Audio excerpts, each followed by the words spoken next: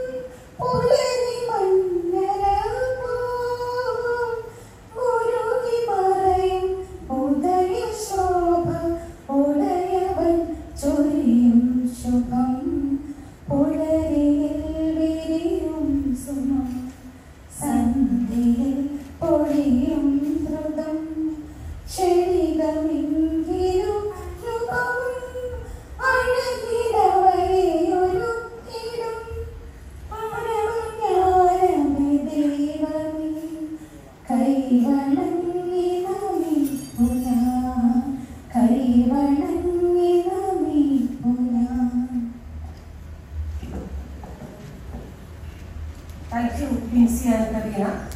It's always nice to give a red carpet treatment to all those who have gathered here. പല തിരക്കുകളിൽ നിന്നും പല ദിക്കുകളിൽ നിന്നും ഇവിടെ എത്തിച്ചേർന്ന എല്ലാവർക്കും സ്വാഗതം ആശംസിക്കാനായി Keralam ആക്സിഡ ഇൻവെസ്റ്റിന്റെ CEO Shri Manoj Raveendran.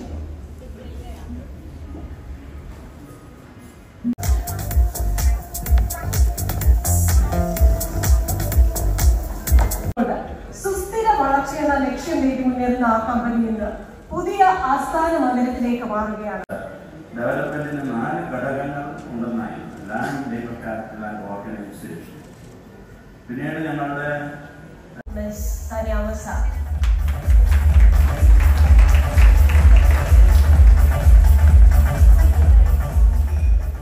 Good afternoon, everyone.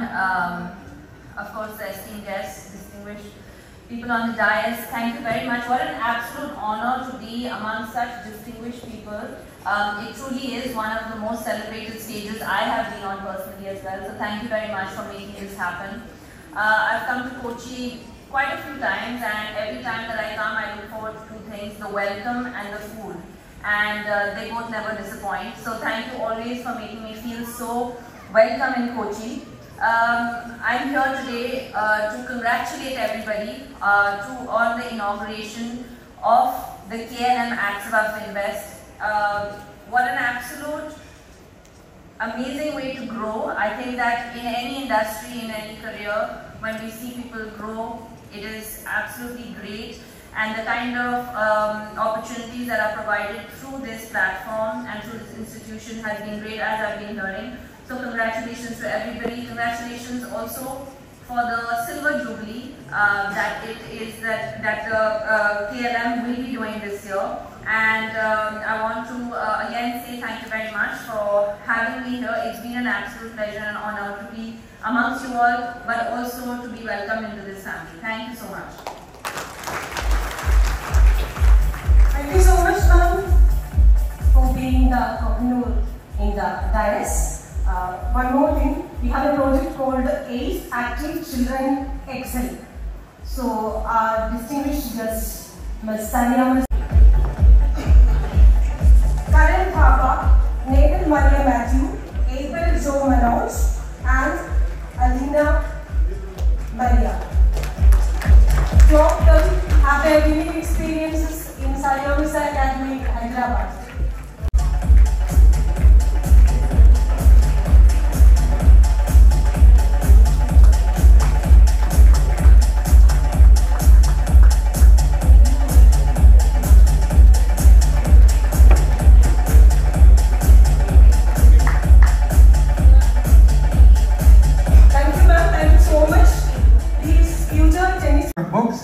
Listening to people like Shri Satishan or listening to debates.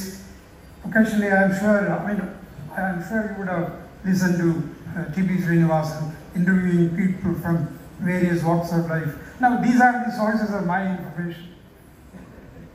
I have never been very rich, but I've never been as poor as those people who would benefit from the activities of this institution. So congratulations once again. Let's hope and pray that not only you grow in many parts of India, maybe in the rest of the world, and also let's hope that there will be many others who will follow your footsteps and make this, an area which is a matter of great pride and satisfaction to all of us. Ladies and gentlemen, thank you for your patience.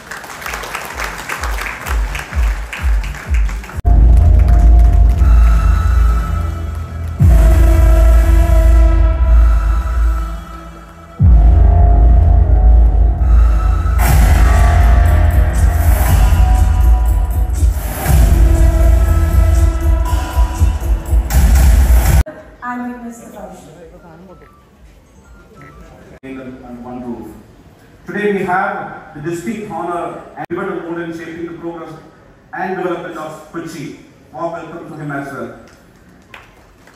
We extend hearty welcome to പ്രിയപ്പെട്ട സഹോദരങ്ങളെ, എൻ്റെ പ്രിയങ്കരനായ സ്നേഹിതനും സഹപ്രവർത്തകനും കൂടിയായ ശ്രീ ഷിബു തെക്കുമുറത്തിൻ്റെ നേതൃത്വത്തിലുള്ള ഈ മഹിതമായ സംരംഭം അതിൻ്റെ 4 നൂറ്റാണ്ട് പിന്നിടുമ്പോൾ കൊച്ചി നഗരത്തിൻ്റെ ഹൃദയഭാഗത്ത് അതിന് മനോഹരമായ ഗാംഭീര്യമുള്ള ഒരു കോർപ്പറേറ്റ് മന്ദിരം ഉണ്ടാവുകയാണ്.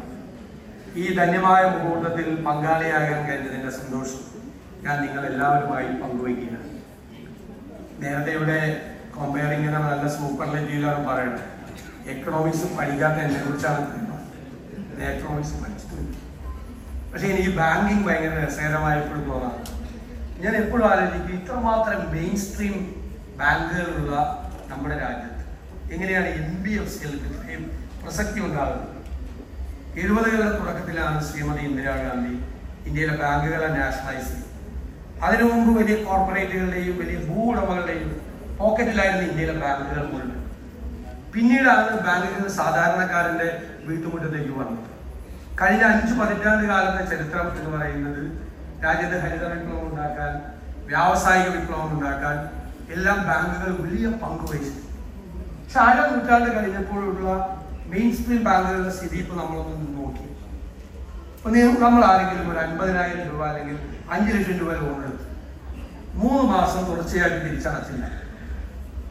അപ്പൊ നമ്മുടെ അക്കൗണ്ട് NPA ആയിട്ട് ഡിക്ലെയർ ചെയ്യും, കിട്ടാക്കടമായിട്ട് പ്രഖ്യാപിക്കും. പിന്നെ ഇപ്പൊ സർഫാസി ആക്ട്, ഡെറ്റ് ട്രൈബ്യൂണൽ ഭയങ്കര വേഗത്തിലാണ് നമ്മുടെ കൃഷിയിടങ്ങളും നമ്മുടെ കിടപ്പാടങ്ങളൊക്കെ ജപ്തി ചെയ്തു. ഈ കേരളത്തിൽ കഴിഞ്ഞ വർഷമാണ് ഏറ്റവും കൂടുതൽ ജപ്തികൾ ഉണ്ടായ വർഷം. പക്ഷെ ഇന്ത്യയിൽ ഇന്നൊരു പ്രത്യേകതയുണ്ട്. ഒരു 5,000 കോടി മുതൽ ഒരു 20,000 കോടി രൂപ വരെ ലോൺ എടുക്കുക, 5 പൈസ തിരിച്ചടക്കാതിരിക്കുക, തിരിച്ച് ഈ പൈസ കേട്ട് പോയി ലണ്ടനിലോ ന്യൂയോർക്കിലോ സീഷൽസിലോ ബഹാമസിലൊക്കെ പോയി താമസിക്കുക, അവിടെ നിന്ന് നമ്മളെ നോക്കിച്ചിരിക്കുക. ഒരു പ്രശ്നമില്ല. ഈ കടങ്ങളെല്ലാം എഴുതി തന്നു. നിങ്ങൾ ചിരിക്കണ്ട.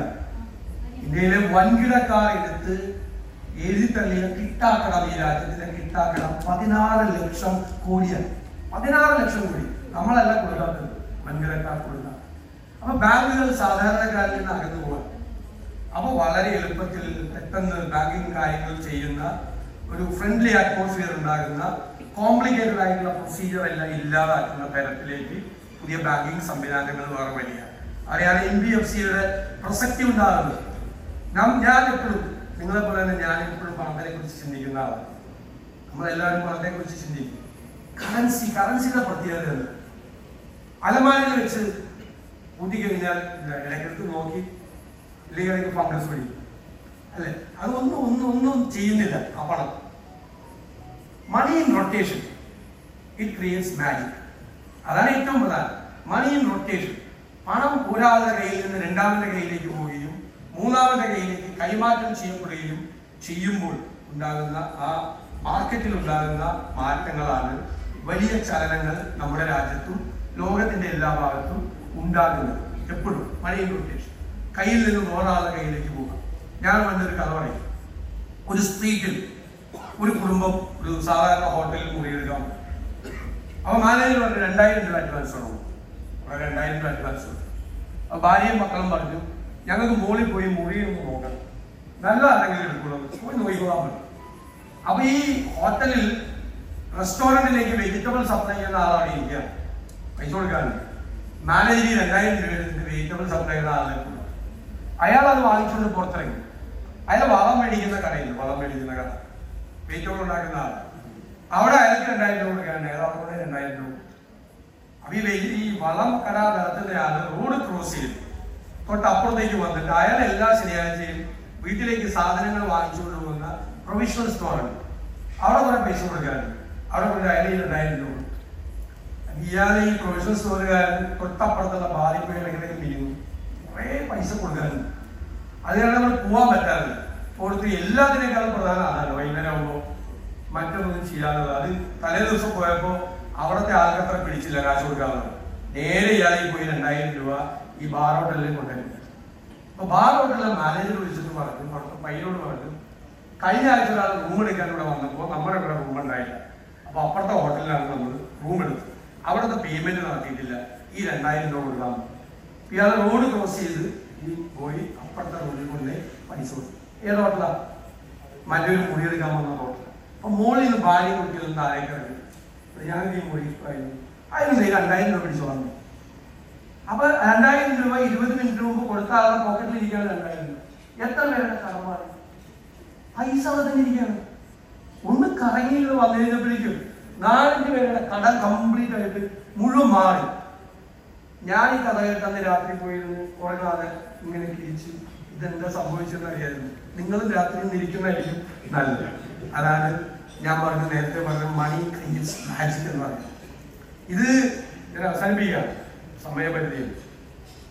ഞാൻ പണ്ട് ബോർഡ് വന്ന സമയത്ത് അസംബ്ലിയിലെ പ്രസിഡന്റ്, കേന്ദ്ര ഗവൺമെന്റ് 40,000 കോടി 50,000 കോടി എല്ലാവരും പ്രഖ്യാപിക്കും, നമ്മളിത് ഒന്നും ചെയ്യണ്ട, കടകളൊക്കെ കൂട്ടി കച്ചവടമൊക്കെ ഇല്ലാതെ ആയ വിഷമിച്ചിരിക്കുക, നിങ്ങളൊരു 10,000 കോടി കൊടുക്കുക, ഏറ്റവും പാവപ്പെട്ടവർക്ക് 5,000 വെച്ച് കൊടുക്കുക.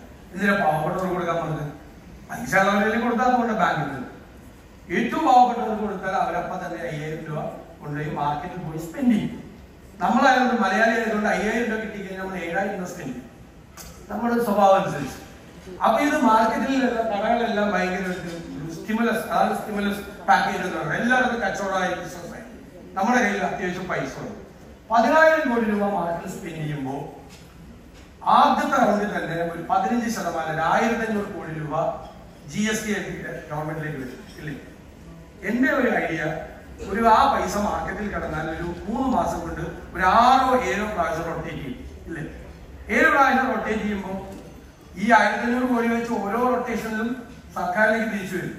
3 മാസം കൊണ്ട് സർക്കാരിന്റെ കയ്യിലേക്ക് 10,000 കോടി തിരിച്ചു വരും. പൈസ ഉണ്ടെങ്കിൽ വീണ്ടും ഇത് മാറിയിട്ടില്ലെങ്കിൽ വീണ്ടും അങ്ങനെ ചെയ്യും. ഇങ്ങനെയാണ് റിസഷൻ കാലത്തെല്ലാം ചെയ്യുന്നത്. അതുപോലെ അപ്പോൾ ബാങ്കുകളുടെ, അത് NBFC ആണെങ്കിലും മെയിൻ സ്ട്രീം ബാങ്ക് ആണെങ്കിലും, ഞാൻ കരുതുന്നത് അവരുടെ ഒരു പ്രൈമറി ഡ്യൂട്ടി എന്ന് പറയുന്നത് ഈ മണിയും റൊട്ടേഷനാണ്.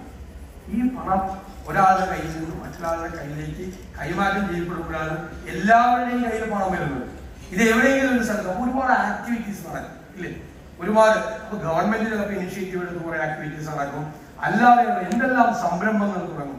പിന്നെ നമുക്ക് പ്രോപ്പറായിട്ട് പൈസ ഇൻവെസ്റ്റ് ചെയ്യണം. പൈസ വന്നുകൊണ്ട് കാര്യമുണ്ടോ? പൈസ നിങ്ങൾ നോക്കിയിരുന്നിട്ട് കാര്യമുണ്ടോ? പൈസ പ്രോപ്പറായിട്ട് ഇൻവെസ്റ്റ് ചെയ്യാൻ വേണ്ടിയിട്ടുള്ള ഗൈഡ് ലൈൻസ് വേണം. നമ്മൾ എവിടെയെങ്കിലും പോയി പെട്ടുപോകാനുള്ള സാധ്യതകളൊക്കെ ഉള്ള ലോകമാണ്. ഓൺലൈൻ നമ്മൾ സോഷ്യൽ മീഡിയ തുറന്നു നോക്കിയാൽ മതി, എപ്പോൾ നമ്മൾ കിണറ്റിച്ചാടാം എന്ന് വിചാരിച്ചാൽ മതി. അതുപോലുള്ള അപകടങ്ങളാണ് ഇരിക്കുന്നത്. ഇപ്പൊ നമുക്ക് 5 കോടി രൂപ ലോട്ടറി അടിച്ചെന്നൊക്കെ പറഞ്ഞ് മെസ്സേജ് വരുന്ന കാലമാണ്. അതിന്റെയൊക്കെ ഇടയിൽ ഈ തട്ടിപ്പുകളുടെയും വെട്ടിപ്പുകളുടെയും ഇടയിൽ പ്രോപ്പറായിട്ടുള്ള ഗൈഡ് ലൈൻ കൊടുത്തിട്ടുണ്ട്. പ്രോപ്പർ ഇൻവെസ്റ്റ്മെന്റ് എവിടെയാണ്, എന്തിനാണ് ഇൻവെസ്റ്റ് ചെയ്യേണ്ടത്, ഏത് ഇക്വിറ്റിയിലാണ് ചെയ്യേണ്ടത്, എവിടെയാണ് ചെയ്യുന്നത് എന്ന ഗൈഡ് ലൈൻ കൊടുക്കാൻ നമ്മുടെ പണത്തിന്റെ കൃത്യമായിട്ടുള്ള ഒരു മാനേജ്മെന്റ്, അത് നമ്മുടെ നാടിന്റെ സാമ്പത്തിക വികസനത്തിനും നാടിന്റെ അല്ലാതെയുള്ള വികസനത്തിനും നാടിന്റെ പുരോഗതിക്കും വ്യക്തികൾക്കും കുടുംബങ്ങൾക്കുള്ള മാറ്റങ്ങൾക്ക് അത് വഴിയുണ്ട്. അത് ഏറ്റവും പ്രൊഫഷണലായി ഏറ്റവും ഭംഗിയായി ചെയ്യാൻ കഴിയുന്ന സ്ഥാപനമാണ് KLM എന്ന് ഷിബുവും നിങ്ങളുടെ ടീമും, ഞാൻ ഒരാളെ മാത്രം പറയുന്നില്ല, ഇതൊരു ടീമാണ്, എല്ലാവരും ചേർന്ന ഒരു ടീമാണ്. ആ ടീം തെളിയിച്ചിട്ടുണ്ട്.